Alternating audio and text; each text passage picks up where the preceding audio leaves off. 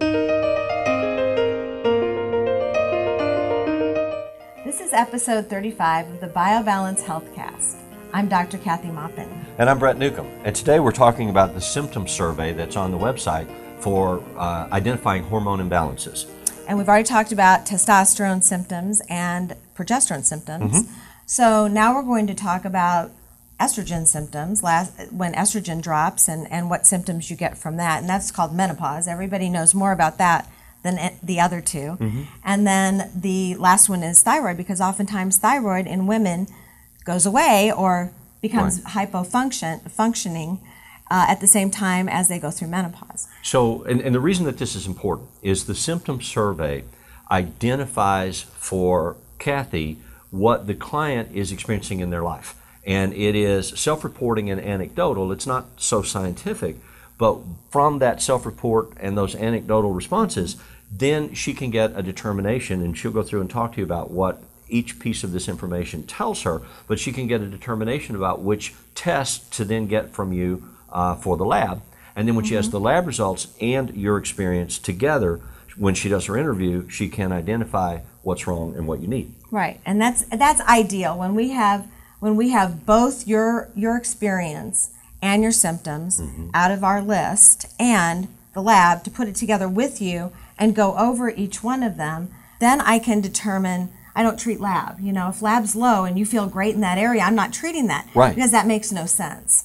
So I treat what is bothering you and what shows low in the lab. But because good health, good sex, and good relationships are self-perception issues as much as they are anything else. You know when you're well, and you know when you're not well. When you feel good, and when it feels good. My most unfavorite story that probably every other patient that comes to see me who's female says is that I went to my doctor and I told him there's something wrong, and he said, "No, you're just getting old.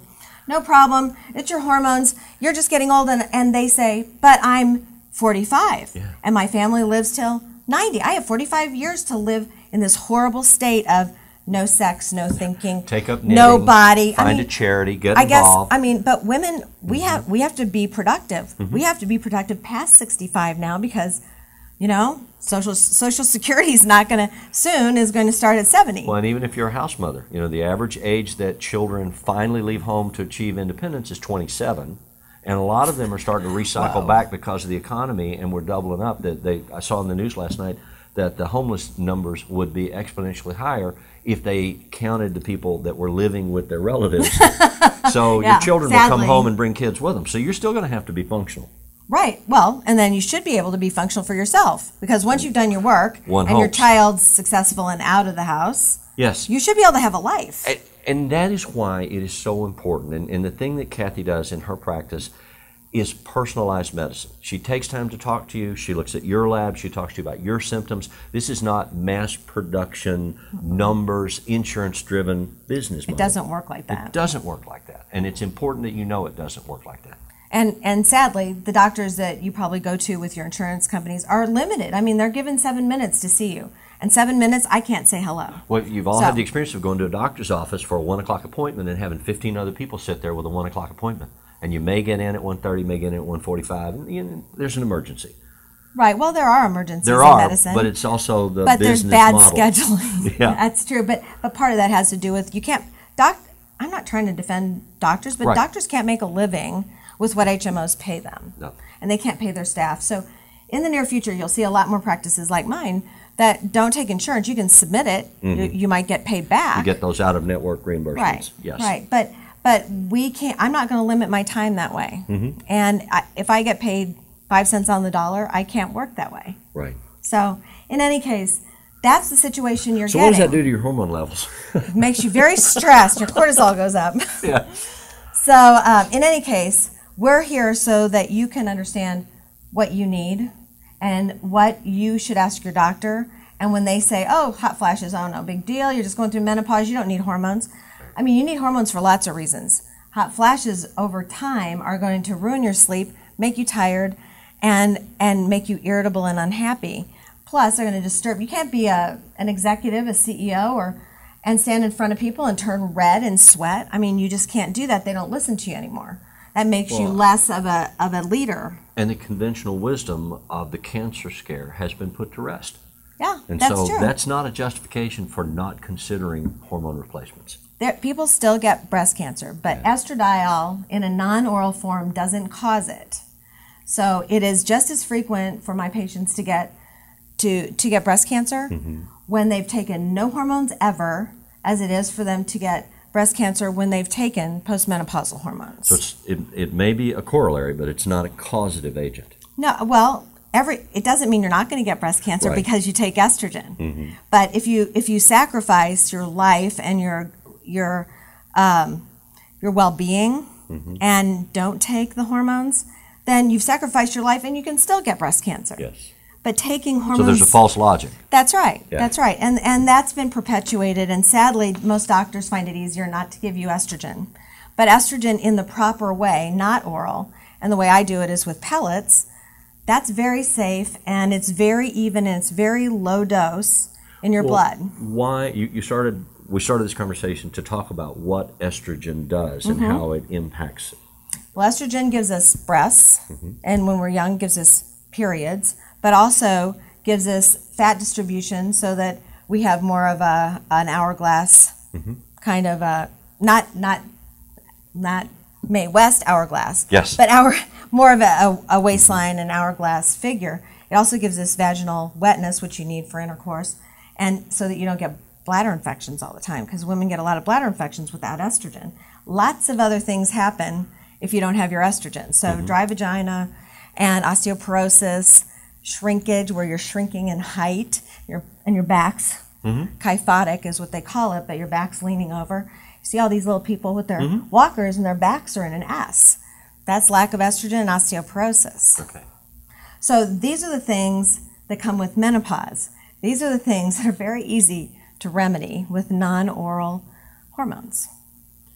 And it's important to continue to say non-oral. There is literature and research that is out there that don't necessarily make the distinctions among the delivery systems. And what you continue to say is that the delivery system that you use, which are injected pellets, is a more efficient, more productive, more satisfying, lower risk process. It makes you feel like you used to feel. Whereas when I did even bioidentical creams, gels, I used to do that. I did that from 1986 on. I was the only person in St. Louis doing it. And everybody thought I was crazy to do that, and now it's here. But it was all I had. It worked about halfway better. People felt like they were somewhat improved, but they never came in and said, "I'm back. I've got my life back," like they do now. And that's what happens when they get their pellets. They come in and say, "I have my life back." They're not somebody else. Yes. They're just themselves. And what a good feeling that is. And when you walk around in a fog and you feel disconnected from yourself and you say, I don't feel like me, then you have to try to figure out why. And a lot of the people that come to see me who say that think it's because they're crazy. You know, something has happened and they've changed in some way and they want themselves back. And sometimes it is relevant to what you do, and there are hormone imbalance issues, and sometimes it's other things altogether. Yes, and that stress and trauma in their lives. Oftentimes couples come to me and they both have hormonal issues, and they've had hormonal issues, and then they come to me and say, you know, it's probably we've accommodated in so many weird ways just to get along and just to live in the same house. Now that we have our hormones back, now what do we do? And so then we have them go to counseling for that. Yes. Yeah, we call those accommodations. And an accommodation area is an area where you both know you're not supposed to talk about it, you're not supposed to acknowledge it, you're supposed to be sensitive to it and walk around it. But the more accommodations you have in a relationship, the more your relationship is like Swiss cheese, and the more fragile and less supportive it ultimately is. So in therapy, we talk about, let's put it on the table, let's examine it, let's discuss it. What are the symptoms that could be hormones, but could also be psychological problems that are completely independent of hormones? Looking at the list on your website and the survey that you ask patients to take, prospective, loss of libido. People will come in and they say, I don't have desire anymore, I don't have desire for my wife or husband anymore, I'm not sexually fantasizing or aroused as easily or as well. Something has changed, And maybe it's because I don't love them. Maybe it's because I'm mad at them. Maybe it's because they didn't get that job or that raise. And it may be those things. It may be. I mean, it may be an effect or outcome of stress and tension and anger. Depression is another symptom that's listed. Fatigue. I'm tired all the time. I'm too tired for that. I don't have energy for that. And often what I hear is they put that at the end of the line.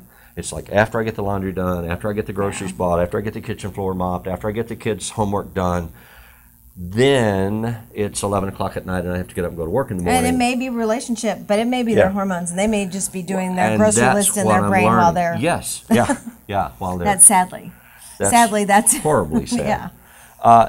They report anger, anxiety, sleep-related issues, loss of self-esteem, a change in body image. All of those perceptions contribute to difficulty in a relationship. And the question that I am now learning to try to identify is it hormonal? And if you restored those hormones, how much of that would go away? And that brings us back to the surveys that you do, because when you do those surveys at the beginning and you do the lab test and you treat people, then you bring them back in. At about 3.5 months after the first dose. 3-4 months out. And you interview them again with the same symptom list. And what's the most common experience that you have when you ask about the symptoms that they identified in the beginning? I go down one by one and I say, oh, well, remember you couldn't think very well and your memory was bad. Oh yeah, that's better. Yes. They don't even, when things get better, we as humans don't always go, oh, well, that symptom's gone.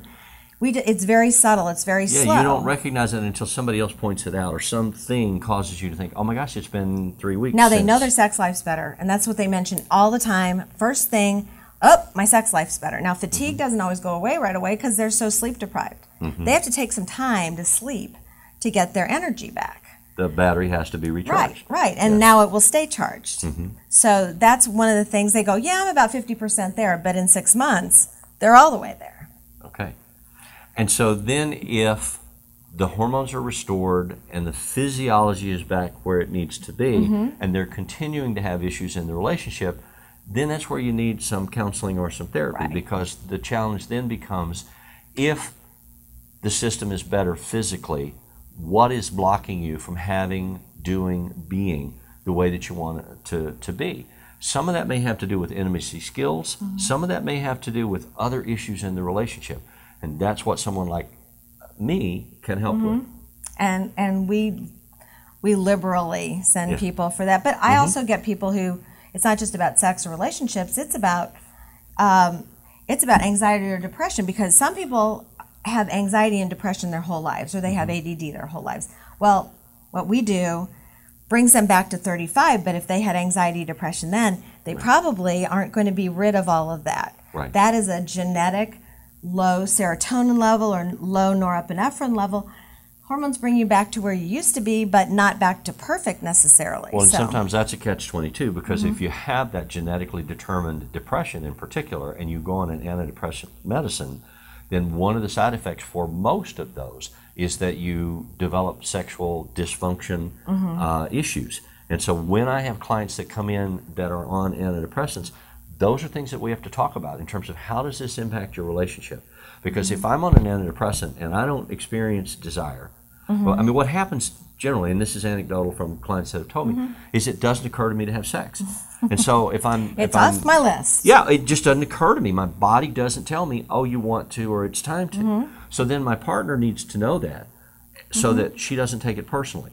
Oh, and they take it personally anyway. Well, then we have to do some talk about that, and we will talk about that in our next podcast. And if you have questions or comments about this podcast, email us at podcast@biobalancehealth.com and read my blog at brettnewcomb.com. And if you'd like to know more about BioBalance Health or bioidentical hormones, visit our website, biobalancehealth.com, or call 314-993-0963.